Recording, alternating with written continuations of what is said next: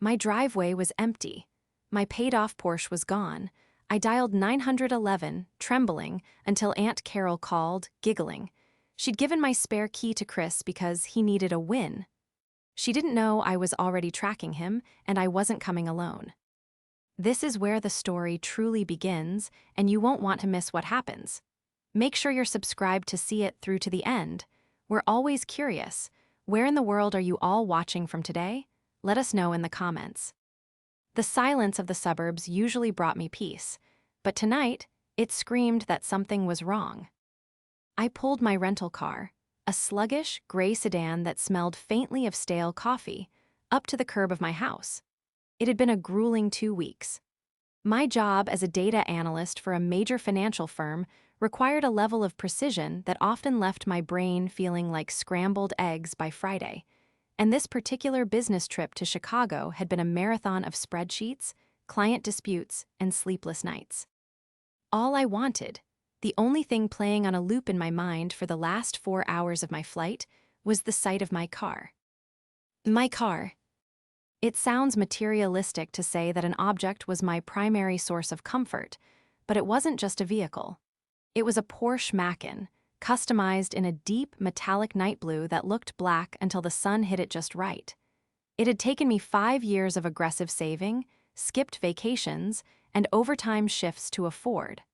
I had made the final payment exactly 14 days ago. It was the first tangible proof that I, Jessica, the quiet cousin who everyone said would burn out, had actually made it. I turned the rental car off, grabbed my laptop bag, and looked toward the driveway. My stomach dropped so hard I felt nauseous. The driveway was empty. I blinked, actually rubbing my eyes with the back of my hand as if I were in some cliché cartoon, sure that the streetlights were playing tricks on me. I stepped out of the rental, my heels clicking loudly on the pavement, and walked up the driveway. I stood on the concrete slab where my car should have been. There was nothing but a small oil stain from the delivery truck that had dropped off a package weeks ago. "No," I whispered, the word catching in my dry throat. "No, no, no." I spun around, looking up and down the street. Had it been towed, I lived in a quiet HOA community. I hadn't blocked the sidewalk. I hadn't left it on the street. I had parked it right here, locked, alarmed, and safe. My heart began to hammer against my ribs, a frantic, bird-like rhythm. I fumbled for my phone, my fingers shaking so badly I dropped it on the grass before snatching it back up. I checked my towing app, nothing. I checked my security alerts. My Wi-Fi had been down for 2 days, which I had assumed was just a provider outage. Panic, cold and sharp, flooded my veins. Stolen, it had to be stolen. I dialed 911. 911, what is your emergency? The dispatcher's voice was calm, a stark contrast to the ringing in my ears. My car, I gasped, trying to force air into my lungs. I just got home from a business trip. My car is gone. It was in my driveway. Okay, ma'am, can you give me your address? I rattled off the address, my voice rising in pitch. It's a Porsche Macan. Blue, I have the VIN on my phone. Please, you have to send someone. I just paid it off. We have an officer in the area, ma'am. Officer Miller is nearby. Please stay on the line. I paced the length of the driveway, the cool night air doing nothing to settle the heat of my anxiety. I felt violated. Someone had come onto my property, bypassed the security, and taken the one thing I was most proud of. I felt tears pricking my eyes, hot and stinging. It wasn't about the money, though it was a lot of money. It was about the safety I thought I had. I was still on the line with the dispatcher when a second call beeped in. I pulled the phone away from my ear to check the screen, expecting it to be my security company or perhaps a neighbor who had seen something. The name on the screen made me freeze. Aunt Carol. It was 11:30 p.m. on a Tuesday. Aunt Carol never called this late unless someone was dead or she needed money, usually the latter. I ignored it. I had to focus on the police. It rang again immediately, and again. "Ma'am," the dispatcher asked. "I'm sorry," I said, my voice trembling. "My aunt keeps calling me. It's weird." Officer Miller is pulling up now, the dispatcher said. I looked down the street and saw the patrol car's lights, silent but flashing blue and red, bouncing off the houses. As the cruiser slowed to a stop, my phone buzzed one more time. A text message from Aunt Carol. Pick up the phone, Jessica. Stop panicking. It's not stolen, lol. I stared at the screen, the lol burning into my retinas. The betrayal I felt in that moment was sharper, colder, and infinitely worse than the fear of a stranger taking my car. A stranger takes your PR. Property because they want money. Family takes your property because they think they own you. Officer Miller was a tall man with a buzz cut and a face that looked like it had been chiseled out of granite. He stepped out of his cruiser, adjusting his belt, and walked toward me with a notepad in hand. Ms. Jessica, he asked, his voice gravelly but polite. Yes, I said, gripping my phone so hard my knuckles were white. But, hold on, 1 second. I held up a finger, staring at the text message. It's not stolen. I pressed the call button for Aunt Carol. She picked up on the first ring. Finally, her voice was shrill, loud enough that I had to pull the phone away from my ear. She sounded breathless, almost excited. I saw the police cruiser pull up on the doorbell camera. You really are dramatic, aren't you, Jess?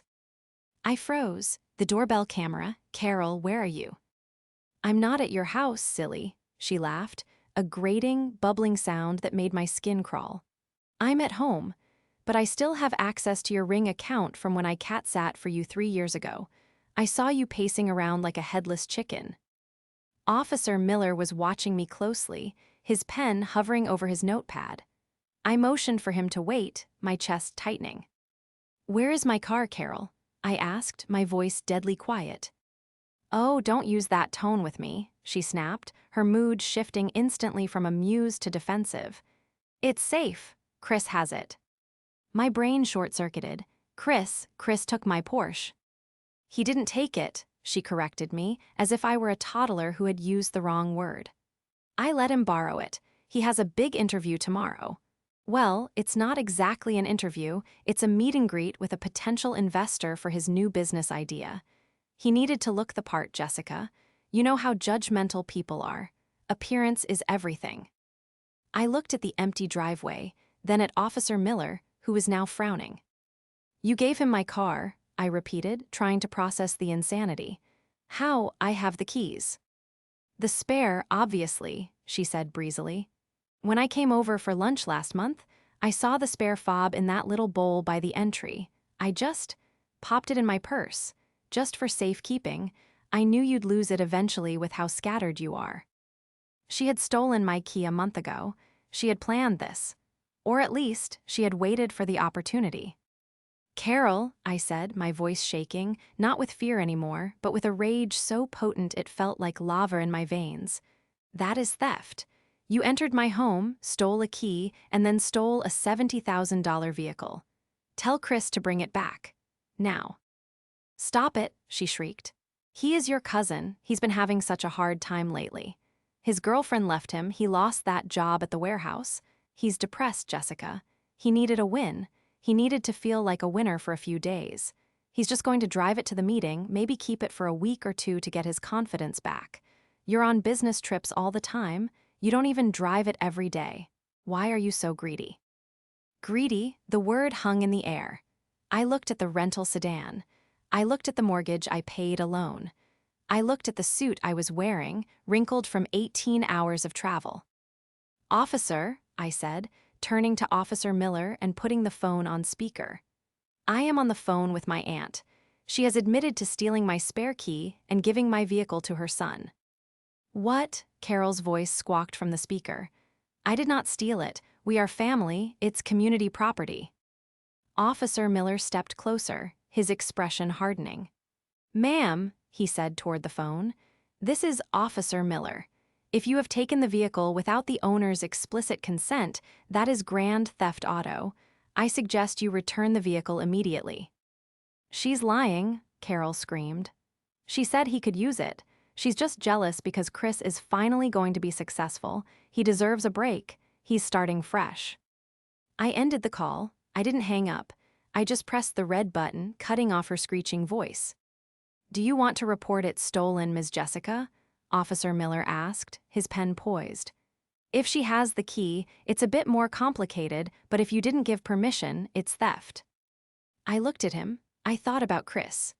I thought about the last time I saw him, at Thanksgiving, when he made fun of my job, calling me a corporate drone, and laughing that I'd be alone forever with my cats and my spreadsheets. "Yes," I said, "report it stolen, but I know where he is." I opened my phone again. I didn't need the towing app. I didn't need the police to search blindly. "They forgot one thing," I muttered to myself, opening a specific app that connected to the dealer-installed tracker, one that wasn't standard, one I had paid extra for because I was paranoid.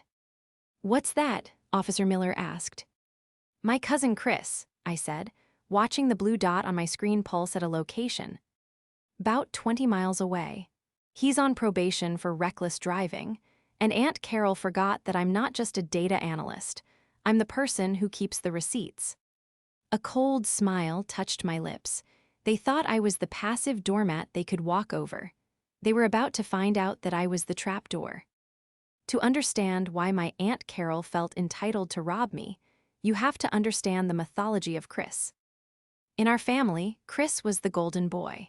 He was the firstborn male, charming, loud, and athletic in high school. He was the one who was going to take over the world. I, on the other hand, was the quiet girl in the corner reading books, the one they ignored unless they needed someone to fix the Wi-Fi or tutor Chris in math so he wouldn't fail the 10th grade. For 29 years, I had watched a pattern repeat itself with exhausting predictability. Chris would screw up, get fired for showing up late, crash a car, get into a bar fight, and Aunt Carol would swoop in to cushion the fall. She would blame the boss, the other driver, or the bartender. She would pay his bail, pay his rent, and demand the rest of the family chip in because Chris is just going through a phase. I had been the target of his bullying more times than I could count. I remembered my 16th birthday. I had saved up from babysitting to buy a used laptop for school. Chris, who was 18 then, had accidentally spilled a full liter of soda on it during my party. He had laughed. "Oops, guess you'll have to get a real computer now." Aunt Carol hadn't offered to replace it. She had just said, "Oh, Jessica, don't cry, it was an accident, he was just playing." That was the dynamic. Chris broke things, I was expected to clean them up. But 5 years ago, I stopped cleaning. I moved out, got my degree, and landed a junior analyst position. I worked 80-hour weeks. I climbed the ladder. I built a life that was orderly, quiet, and mine. The Porsche wasn't just a car, it was my trophy. It was the anti-Chris. It was reliable, high performance, and I had earned it without asking anyone for a dime. When I had bought it, Chris had sneered. "Nice car, too bad you look like a soccer mom driving it. You'll probably scratch it in a week." Now he was driving it.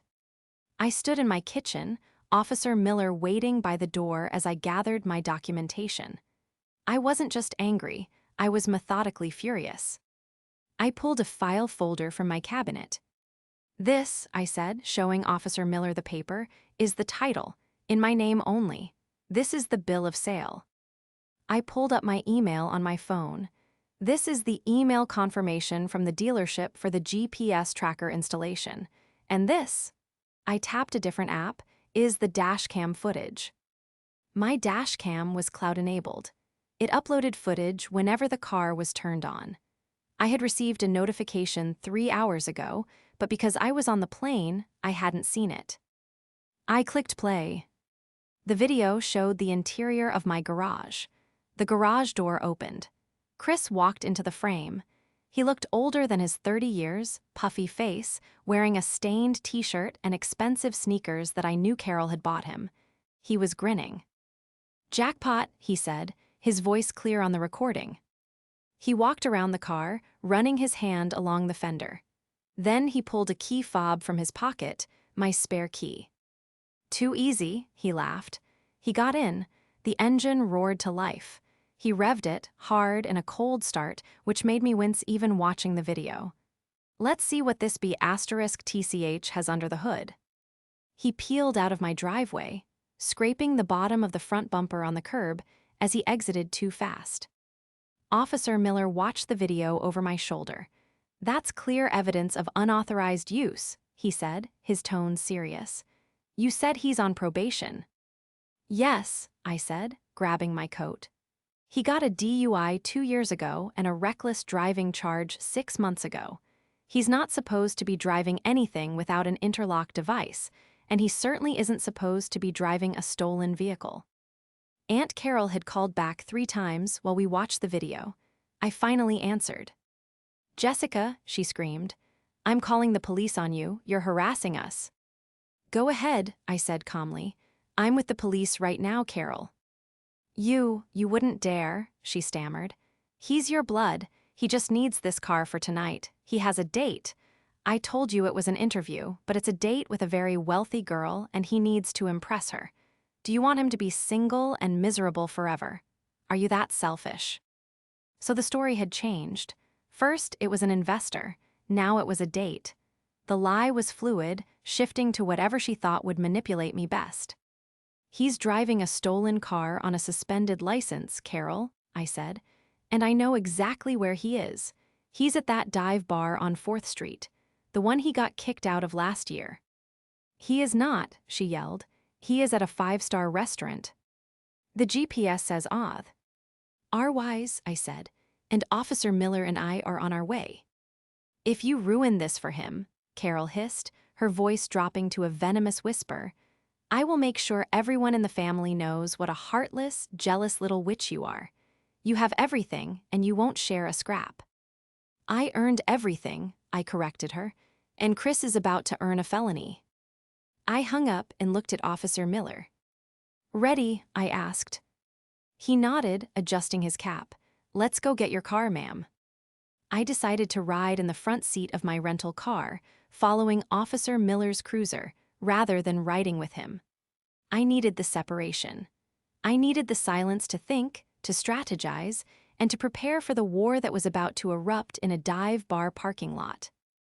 The drive to the Rusty Anchor, the bar where the GPS dot was pulsating, took 20 minutes.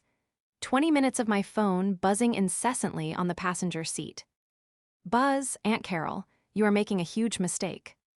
"Buzz, Aunt Carol, call off the cops. We can settle this like family. I'll pay for the gas." "Buzz, Aunt Carol, if you arrest him, you are dead to us. Do you hear me? Dead." I glanced at the messages, my expression hardening in the rearview mirror. Dead to us. It was an empty threat. I had been dead to them the moment I stopped being their ATM and their doormat. They just hadn't held the funeral yet. I wasn't just relying on the GPS. As I drove, I activated the remote diagnostics on my phone. The app gave me a terrifying amount of data. Fuel level, 65%. Tire pressure, front right low warning. Max speed recorded in last trip, 104 mph. My stomach lurched. He had taken my precision-engineered machine, a car that I treated with the reverence of a museum curator, and he had driven it at over 100 miles per hour on surface streets. This wasn't just borrowing to impress a date. This was recklessness bordering on a death wish. I picked up the phone and dialed Officer Miller's direct line. He had given me his card before getting back in his cruiser. "Miller," he answered. "Officer, it's Jessica. I'm looking at the telematics from the car right now," I said, my voice steady despite the shaking of my hands on the steering wheel. "He hit 104 miles per hour 10 minutes ago, and the tire pressure sensor is triggered. He might have hit a curb or a pothole at speed." "Copy that," Miller said, his tone shifting from polite to professional alertness. "That upgrades the situation.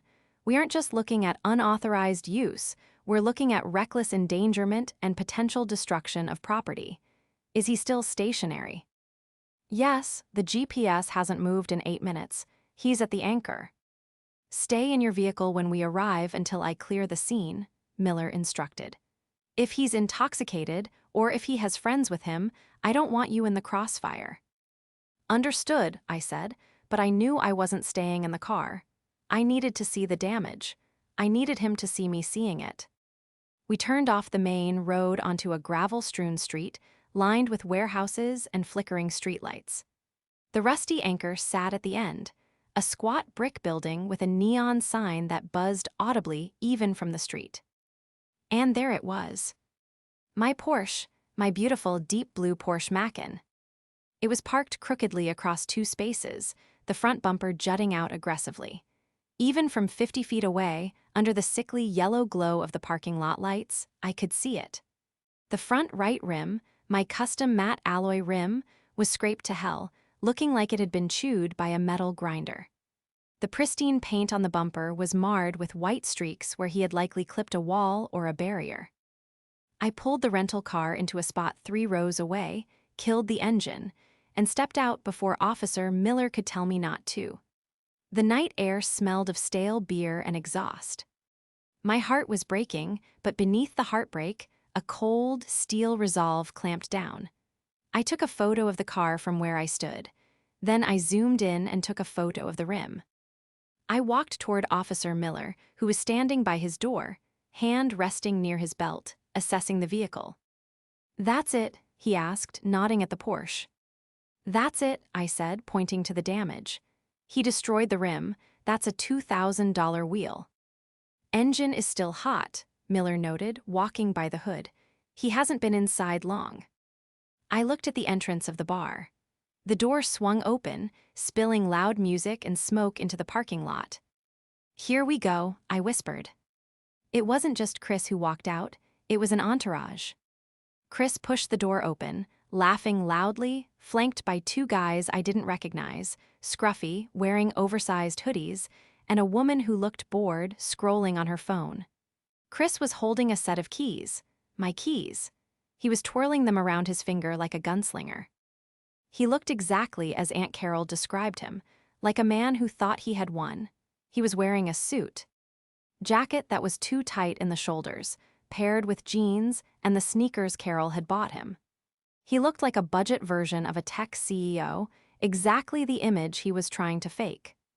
He didn't see me at first. He didn't even see the police cruiser, which was parked in the shadows of the building's overhang. "Yo, watch this," I heard him say to the woman. 0 to 60 in like 3 seconds. I'm telling you, the suspension is sick. He pointed the fob at the car to unlock it. The lights flashed. "Chris," I said. My voice wasn't loud, but it cut through the parking lot chatter like a knife. He froze, his arm dropped. He squinted into the darkness, and then his eyes locked on me. For a second, just a split second, I saw terror. Pure, unadulterated panic. But then, as his brain processed that his friends were watching, the mask slammed back into place. He puffed out his chest, fixed a smirk on his face, and took a step toward me. "Jess," he called out, spreading his arms wide as if welcoming me to a party I wasn't invited to. "What are you doing here? I thought you were in Chicago boring everyone to death with spreadsheets." The audacity was breathtaking. He was leaning against the car he had stolen, acting like I was the intruder. "I came for my car, Chris," I said, walking until I was 10 feet away. I stopped, crossing my arms. "The one you stole." The bored woman looked up from her phone. "Stole?" she asked, raising an eyebrow. "Relax, babe," Chris said to her, waving a dismissive hand at me. "My cousin is a drama queen. She let me borrow it. She just has memory issues. Early onset, you know." He looked at me, his eyes narrowing with a warning. "Go home, Jess. Mom said it was cool. I'll bring it back tomorrow. I'm just showing my friends the new whip." "The new whip?" I repeated, my voice dripping with ice. "It's not yours, Chris, and Aunt Carol didn't have the right to give it to you because she stole the key from my house." "You selfish *TCH, he spat, dropping the charm instantly. "You have everything. You make more in a month than I make in a year. You can't let family shine for one night. You have to embarrass me in front of Vanessa." "I don't care about Vanessa," I said, glancing at the woman who was now backing away slowly. "I care about the fact that you are currently on probation for reckless driving. I care that you are legally required to have an ignition interlock device in any vehicle you operate. Does this Porsche have a breathalyzer, Chris?" Chris's face went pale, the smirk vanished. You don't know what you're talking about." I know that your license is suspended, I continued, stepping closer, fueled by the adrenaline. I know that driving this car is a violation of your parole, and I know that you were doing 104 miles per hour on Route 9, which I have on dashcam footage. You're bluffing, he sneered, though his voice wavered. You wouldn't call the cops on family. Mom would kill you. I didn't just call them, I said, nodding toward the shadows. I brought them. Officer Miller stepped out from the darkness, the light from the bar sign catching the badge on his chest. He didn't draw his weapon, but his hand was resting on his belt, his stance imposing. Christopher Higgins, Miller asked, his voice booming. Chris stumbled back, dropping the keys. They clattered on the asphalt. I didn't steal it, Chris stammered, his hands going up instinctively. My mom gave it to me. It's a misunderstanding. Officer, she's crazy. She's trying to frame me. The vehicle is reported stolen, Miller said, walking over and picking up my keys. He bagged them as evidence. And I have reason to believe you are operating it with a suspended license. Turn around and place your hands on the vehicle. No, wait, Chris screamed, looking around for an escape route. His friends had already vanished, disappearing around the corner of the building. He was alone. Just as Officer Miller reached for his cuffs, tires screeched behind us. A beat-up Honda Odyssey swerved into the parking lot, hopping the curb and nearly hitting my rental car. The driver's door flew open before the van even came to a full stop. Aunt Carol. Stop, Carol shrieked, sprinting across the parking lot in her bathrobe and slippers. She must have driven like a maniac the moment I hung up on her. Don't you touch him. Do not touch him, my son. She threw herself between Officer Miller and Chris, panting heavily, her hair wild and her face red with exertion. Ma'am, step back, Officer Miller warned, his patience visibly thinning. You are interfering with a police investigation. He didn't steal it, Carol yelled, pointing a shaking finger at me. I gave him permission. I am her aunt. I have power of attorney. No, you don't, I said, stepping forward. You haven't had power of attorney since I was 18, Carol, and even if you did, that doesn't give you the right to break into my home. Use and steal my property. It wasn't breaking in, she argued, turning to the officer, her eyes wide and desperate. I had a key. She gave me a key years ago. That implies consent to enter, and if I can enter, I can borrow things. It's implied usage rights. She was throwing out legal-sounding terms she had probably heard on daytime TV, hoping to confuse the situation. Ma'am, Miller said firmly, did the owner of the vehicle, Jessica, explicitly tell you that Christopher could take this specific car tonight? Well, not in so many words, Carol stammered. But family helps family. Look at her. Look at how she's dressed. She has money to burn. Chris has nothing. He just needed a boost. Why is that a crime? Why is kindness a crime? Theft is a crime, Miller corrected her.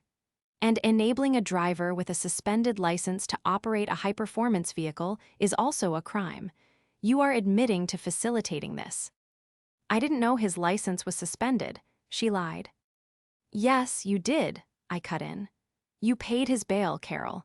I saw the Venmo request you accidentally sent me asking for bail money 6 months ago before you deleted it. Chris, emboldened by his mother's presence, tried to puff himself up again. See? She tracks everything. She's a stalker. She's obsessed with me. I'm obsessed with protecting my life from you parasites, I snapped. Officer, I said, pulling out my phone, I want to play you something. This is the audio from the dashcam when Chris first entered the vehicle in my garage. I turned the volume to max and held it up. The silence of the parking lot amplified the sound. Audio, Chris, jackpot. Chris, Mom said the BTCH is in Chicago until Friday.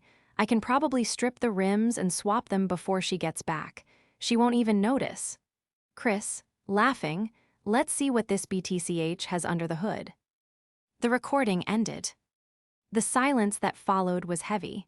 Carol's mouth opened and closed like a fish. Chris looked at his shoes. Strip the rims? I asked, my voice trembling with rage. You weren't borrowing it for a date, you were going to sell parts of it. I was joking, Chris yelled. It was a joke. It doesn't sound like a joke, Officer Miller said. He shone his flashlight into the passenger window of the Porsche. The beam cut through the tint. Well, Miller said, leaning in closer to the glass, that's going to be a problem. What? Carol asked, panic rising in her voice. Open container, Miller said.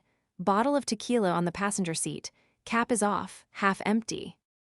Chris froze. And, Miller continued, moving the light to the center console, I see what looks like a baggie of white powder on the dashboard. My jaw dropped. I knew Chris was a mess, but I didn't know he was this deep in the hole. That's not mine, Chris screamed immediately. She planted it. Jessica planted it to frame me. I've been in Chicago, I said calmly, and the car has been in your possession for 4 hours. The timestamps on the camera don't lie, Chris. Carol grabbed Chris's arm. Run, baby, just run, I'll block them. Ma'am, Miller shouted, his hand dropping to his taser. Do not move, stay where you are. He's a good boy, Carol wailed, tears streaming down her face, transforming from aggressive defender to professional victim in seconds. He just has anxiety, he self-medicates. Jessica, please, don't let them take him. He'll go to prison this time, it's a violation. They'll revoke his probation. He should have thought about that before he called me a B*TCH and stole my car to sell the rims, I said, feeling absolutely nothing for her tears. I had cried enough tears for them over the years. I was dry.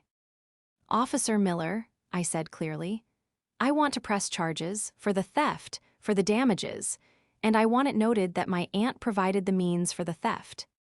You ungrateful little brat. Carol lunged at me, her fingers curled into claws. Officer Miller was faster. He stepped in, intercepting her with a firm arm bar, pushing her back against the Honda. That is enough, Miller barked. He turned to Chris. Turn around now, you are under arrest. Chris looked at his mother, then at me. For the first time in his life, there was no safety net. There was no bail money that could fix a felony probation violation caught on 4K video. I hate you, Chris whispered at me as Miller grabbed his wrists. I hope you die in that car. At least it's my car, I replied, watching the handcuffs click into place. And I paid for it. The police lights faded into the distance, taking Chris and my car, which had to be impounded for evidence processing, away from the rusty anchor. But if I thought the arrest was the end of the battle, I was woefully naive. It was merely the opening salvo of a much uglier war, the war for the family narrative. By the time I woke up the next morning in my too-quiet house, the campaign against me had already begun. My phone had 47 unread messages, not from Carol, but from cousins, uncles, and even my grandmother. How could you do this to family? Carol says you planted drugs on him. I didn't think you were capable of that evil. Drop the charges, Jessica. He's just a boy. Carol had been busy. She had spun a tale so twisted that I barely recognized the events of the previous night. According to the version she was peddling to the family group chat, Chris had found my car unlocked and was driving it back to me for safekeeping when I ambushed him with a corrupt cop and framed him with a bag of baking soda. I stared at the ceiling, the familiar burn of injustice rising in my throat. I could just block them. I could walk away, let the courts handle Chris, and cut ties. But that wasn't enough. Not anymore. If I stayed silent, Carol would remain the victim, the martyr mother fighting the cold, corporate witch of a niece. They needed to see the truth. Not hear it from me, because they wouldn't believe me, but see it. I sent one text to the family group chat. I will not be discussing this over text. Grandma's house. Sunday dinner. 6:00 p.m. If you want the truth, be there. If you don't show up, don't ever contact me again. Sunday arrived with a tension so thick it felt like humidity. I walked into my grandmother's house carrying my laptop and a portable projector. The smell of pot roast, usually a comfort, made my stomach turn. The living room was packed. My uncles sat on the couches, arms crossed. My cousins stood by the walls, looking at their phones. And there, in the center, sat Aunt Carol. She looked haggard, wearing no makeup, clutching a tissue. She was playing the part of the grieving mother to perfection. "You have some nerve showing your face," Uncle Mike spat as I set my equipment on the coffee table. "After what you did to that boy." "What I did?" I asked, my voice calm as I plugged the HDMI cable in. "Or what he did to himself." "He's in jail, Jessica," Carol wailed, dabbing her dry eyes. "They denied bail because of your lies. He's in a cage with animals because you couldn't just share your precious car." "It wasn't about sharing, Carol," I said, booting up the laptop. "And it wasn't about borrowing." I projected my screen onto the blank cream wall above the fireplace. The room went silent as the stark black-and-white footage of my garage appeared. "This is Tuesday night," I said. "Watch." I played the video. They watched Chris enter. They watched him steal the key. But more importantly, I had enhanced the audio. The room filled with Chris's voice, clear and mocking. "Mom said the BTCH is in Chicago until Friday. I can probably strip the rims and swap them before she gets back. She won't even notice." A ripple of unease went through the room. Uncle Mike uncrossed his arms. "He was joking," Carol snapped, though her voice lacked its usual venom. "Boys talk like that." "Do they?" I asked. "Let's look at the text messages recovered from his phone. The police were kind enough to share the evidence log with me since it pertains to the destruction of my property." I clicked to the next slide. It was a screenshot of a text conversation between Chris and a contact named Scrapyard Sal. "Chris got a Mackin, rims are clean. What can you give me? Sal, 400 apiece if you get them to me by midnight. Chris, done, easy money." The silence in the room changed. It shifted from hostile to horrified. "He wasn't impressing a girl, Carol," I said, looking directly at her. "He was selling parts of my car for drug money, which brings me to the next exhibit." I pulled up the police report. 0.5 grams of cocaine found in the center console. Open bottle of tequila. Blood alcohol level of 0.14. He was driving my $70,000 car, drunk and high, while on probation. Carol stood up, her face turning a blotchy red. "That's a lie, you put that there." "And the text messages to the scrapyard," I countered. "Did I plant those too? Did I hack his phone while I was on a plane over Lake Michigan?" I turned to my grandmother, the matriarch, who had been sitting quietly in her armchair throughout the presentation. She was looking at the screen, then at Carol. "You told us," Grandma said, her voice shaking with age and anger, "that Jessica gave him the keys. You told us she was lying about the theft." "She is," Carol insisted, but she was shrinking. She entrapped him." "Carol," Grandma said sharply, "shut up." The command cracked like a whip. Carol froze. "I have given you money for his rent," Grandma continued, her hands gripping the armrests. "I have paid for his lawyers. I have paid for his rehab that he never went to, and you told me he was turning his life around. You told me Jessica was the problem." "She is," Carol squeaked. "Look at the screen, Carol," Uncle Mike shouted, finally standing up. He was stripping her car. He called her a B*TCH, after everything she's done for this family. I stood there, feeling the tide turn. It wasn't a wave of warmth, it was the cold realization of facts. "I'm not dropping the charges," I announced to the room. "Chris is going to prison. He violated his probation, he committed grand theft, auto, DUI, and possession. He did this to himself. And Carol." I pointed the remote at her. "You admitted on the police body cam that you took my key.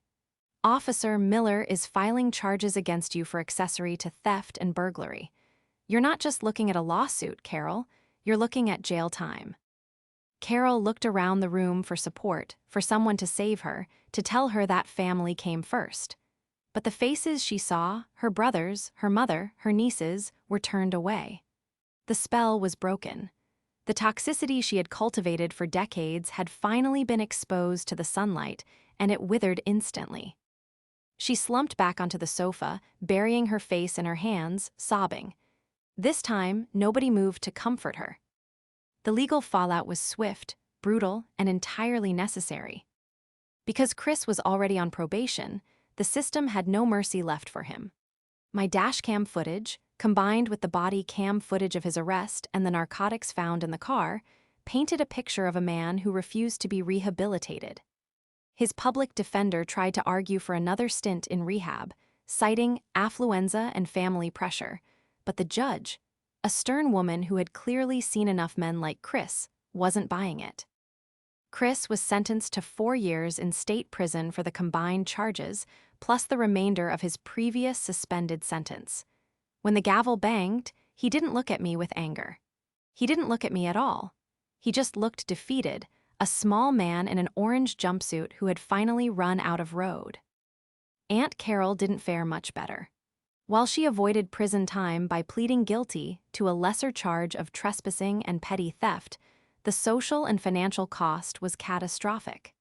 She was sentenced to 3 years of probation, community service, and ordered to pay restitution for the damages to my car that Chris couldn't cover. The family, for the first time in my life, enforced consequences. Grandma cut Carol off financially. No more loans, no more bailouts. Uncle Mike told her she wasn't welcome at Sunday dinners until she sought therapy and made a genuine apology. Last I heard, she was working as a cashier at a grocery store, her first real job in 20 years, trying to pay off her legal fees. As for the Porsche, it took 3 weeks in the shop. The rim had to be replaced, the suspension realigned, and the interior professionally detailed to remove the smell of tequila and whatever cheap cologne Chris had bathed in. The bill was eye-watering, nearly $6,000. Carol's restitution payments were coming in at $50 a month, so I paid the bulk of it myself. But the money didn't matter. The day I picked it up from the shop was a crisp autumn afternoon. The mechanic, a guy named Dave who had been sympathetic throughout the ordeal, walked me around the vehicle. "Good as new, Jessica," he said, handing me the keys. "We even buffed out that scratch on the bumper." I took the keys, the new keys, recoded so the old stolen fob was now a useless piece of plastic. I sat in the driver's seat and closed the door. The silence of the cabin wrapped around me like a shield. I ran my hands over the leather steering wheel. It felt mine again. I didn't drive straight home. I drove out to the coast, taking the winding roads that hugged the cliffs. I pushed the car, feeling the grip of the tires, the surge of the engine, the precision of the engineering. It responded instantly to my touch, powerful and obedient. I pulled over at a scenic overlook and watched the sun dip below the horizon. My phone buzzed. It was a text from Grandma. "I'm proud of you, honey, not for the car, but for standing up. Come over for tea this weekend, just us." I smiled, a genuine, deep-seated release of tension that I hadn't realized I was still carrying. The reconciliation I had needed wasn't with Chris or Carol. They were weeds in the garden of my life, and I had finally pulled them out. The reconciliation was with the rest of my family, who had finally woken up, and more importantly, with myself. I had stopped being the victim. I had stopped being the quiet cousin. I was the woman who fought back. I was the woman who won. I put the car in gear, the engine purring a low, satisfied growl, and drove home. The driveway was empty when I arrived, but this time, it wasn't a sign of loss. It was a space waiting to be filled by something that was entirely, undeniably mine.